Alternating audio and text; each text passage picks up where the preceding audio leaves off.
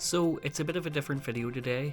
We're heading to the Botanic area in Belfast to explore mainly the museum and the Botanic Gardens. It's mainly just going to be me in the video today. Stephen unfortunately is in hospital, but he's recovering and he should be back in the videos soon. So if you're new here and want to see the both of us in the videos, remember to check those out and hit subscribe.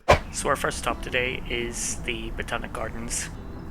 So if you just see behind me here, there's this massive greenhouse that we're going to go and check out. Entrance to the Botanic Gardens is completely free. The main greenhouse is called the Palm House and it acts as the central landmark for the park. If you just look here, it says it was opened in the 22nd of June in 1839.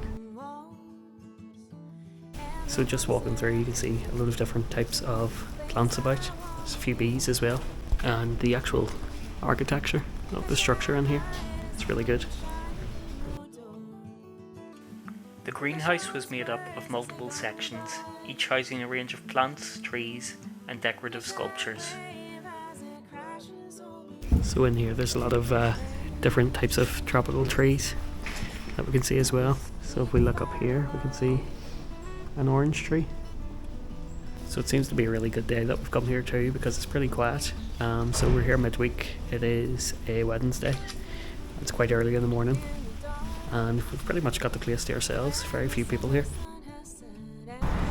So once you come out of the Botanic Gardens, you can head up this way to the Ulster Museum, which we're also going to have a look around today.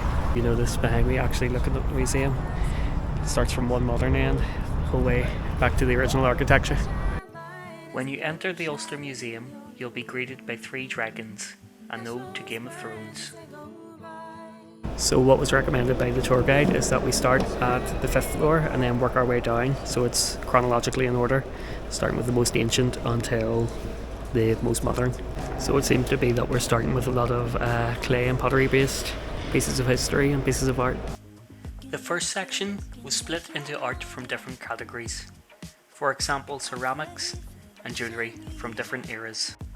There was various different types of sculptures and pottery from all over the world, representing many different cultures. So we have these banners as well for the George and Angela Moore Gallery of Applied Art. These were more modern household pieces. So this is different types of historic silver. I think it's mainly from probably the 1800s. Bits of jewellery, different trinket boxes, sewing kits, and then we have some vintage clothing here as well. The attention to detail in the sculpt and design of the jewellery was absolutely excellent. The next exhibition we entered was an art gallery with various portraits and paintings of old members of the aristocracy. Looking at their clothing and the colourful paint used, it was easy to imagine who these people were and what lavish lives they led.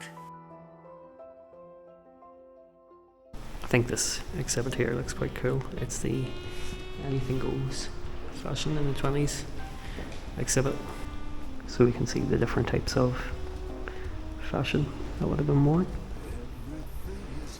back then. These fashion pieces were a must-see for any costume designers out there. There was everything from overcoats to silver flapper dresses. So much of it seems to be still so well preserved as well.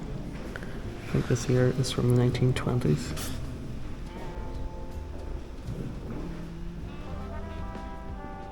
I have to say, as you walk around, everything about it, it's very, very well laid out. It's easy to get around and easy to see.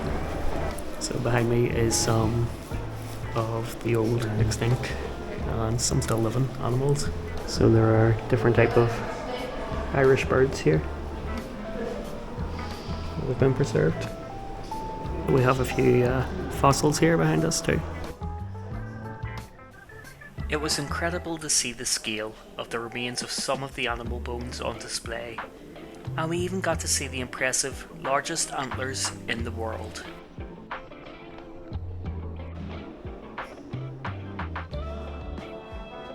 So there's a few links here to evolution as well. The evolution pieces showed how humans were related to apes and how an animal like a wolf can evolve into a tiny domesticated dog. So this exhibition is all about underwater life and different types of animals and fish that you could have seen there. The large glass windows in this room showed different types of fish and crustaceans, as well as featured scaled recreations of a whale and a giant octopus. This next exhibit was all about precious stones. So it's quite cool seeing what initially would have come from these fossils and what they would have been made into. Over here we can see the fossils under ultraviolet lights. Get a look at all the details. The glass cases seen here contain classic cars, and for the dinosaur fans out there, you can get up close and personal with many Jurassic friends. And here we have an Irish wolfhound. Again, the scale of this thing, it looks much smaller on camera. I think it's about 5 foot tall. So starting in here is the early people exhibition. So there's a lot from different prehistoric times. A couple of monuments, stones, and what would have been structures. Seeing the humble beginnings of the culture of these ancient Irish Celts was great. And there was even a shrine to St. Patrick's hand.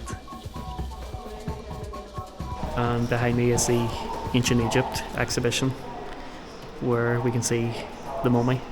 The mummy was an early donation to the museum.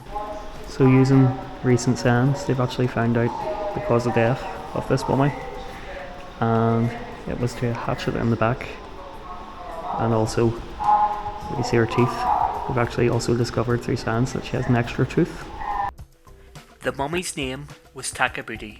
She died around 20 to 30 years old and was from Egypt's 25th dynasty.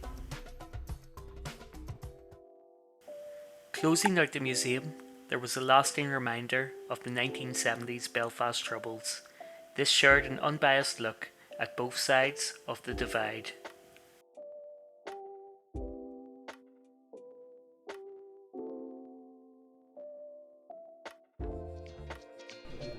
Before you exit the museum, there's the opportunity to visit an interactive exhibit where you can look at some vintage toys and even dress up in some olden day clothes for photographs. And to finish up our day, we've just stopped here at the cafe. So we got a few teas, I got a croissant, my mum got a tuna wrap, and my dad got a sausage roll.